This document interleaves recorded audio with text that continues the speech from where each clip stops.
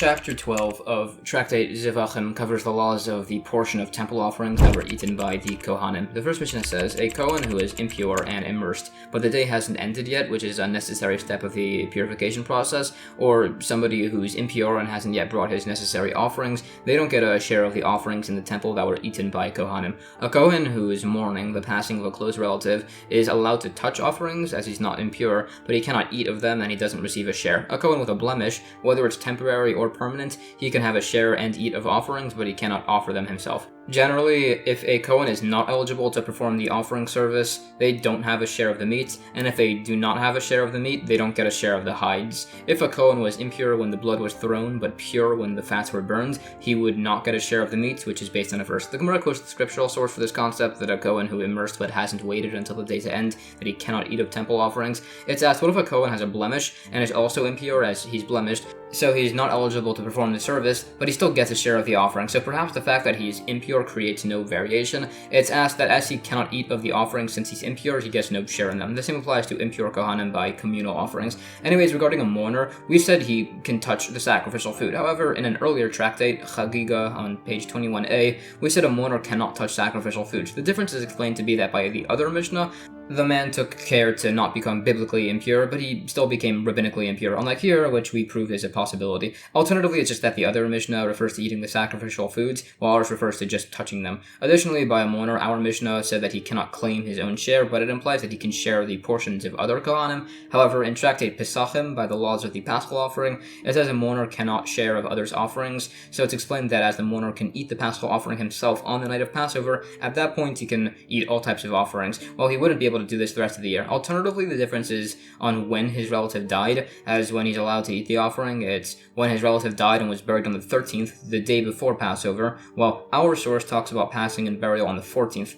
This would holds that the mourning period doesn't extend to the following night, which it then sources. That's qualified further. There's additional discussion on these principles. This goes on further on concepts of a mourner and the consumption of the Paschal offering, based on where exactly the period of mourning extends to, be it biblically or rabbinically. It brings up the incident with Nadav and Avihu, as apparently Aaron and his sons were told to eat offerings in spite of their period of mourning. It's a debate if the prohibition here was waived. It's additionally discussed along with several verses on this topic. Some hold that the Rosh Chodesh Chatas offering brought by that incident was actually burned instead of being eaten, and it's debated as to the exact circumstance. There's also related debate as to whether Moshe himself was a Kohen or not. This is discussed quoting many incidents throughout scripture that imply either way. It also quotes the verse, and he left Pharaoh's presence in a burning anger, which it says is in reference to the fact that Moshe slapped Pharaoh across the face at this point. Others say he actually was more respectful, as it's held that royalty should always be treated with respect. It's argued as whether Moshe himself was considered to be a king. It's said that a Kohen with a blemish, be it temporary or permanent, still gets a share and can eat of the temple offerings. The sources for this are quoted.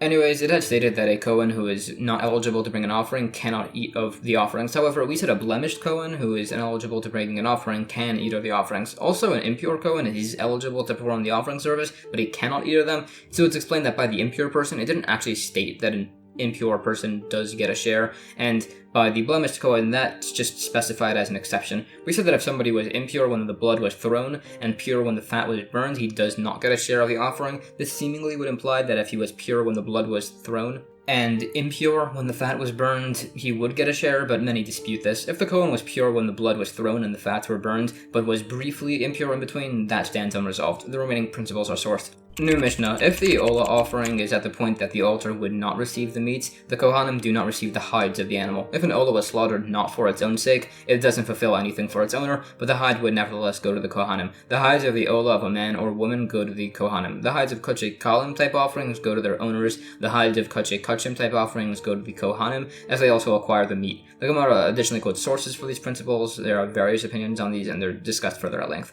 New Mishnah. By all temple offerings, if they were invalidated prior to being skinned, the Kohanim don't receive their hides. If the invalidation occurred after they were skinned, the Kohanim would receive the hides. The administrator of the Kohanim testified that he had never seen a hide invalidated and disposed of, so it's a debate if a Bechor offering is skinned and is found to have a defect, if in that case its hide can be kept or it must be taken to the place of burning. The Gemara says the prior Mishnah seemingly contradicts ours, saying that if the meat is disqualified, the hide cannot be kept. This is in accordance with a differing opinion that holds that the permissibility of the hide depends entirely on the meat's acceptance. So it's explained either that skinning typically took place after the blood service, Or here, it means that once the hide has been made fit by the blood service, it can no longer be invalidated. It debates between these opinions from additional discussions. In the end, it's held that the law accords with the opinion that if offering meat is discovered to have a defect afterwards, the hide must be disposed of by burning while the meat is buried. New Mishnah. The burned bull and burned he-goat offerings, which were variants of the chatas, were burned in the place of ashes, and they contaminate impurity towards garments.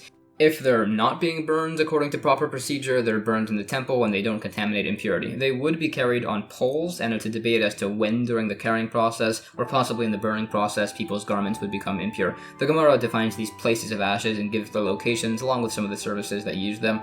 Regarding these burned bull and he-goat offerings, it's a dispute of keeping them overnight would disqualify them. That's disputed from a few sources. It's also asked whether removing them from the temple courtyard disqualifies them, which it disputes, along with a case of parts of the animal leaving the courtyard. There are several unresolved points on this. The principles of impurity are also sourced by these particular offerings and others. It discusses points on how something like a regular kosher bird carcass would give off impurity, and similar regarding other animal carcasses. The remaining principles from the Mishnah are sourced. These are additionally discussed. And that's the end of chapter 12.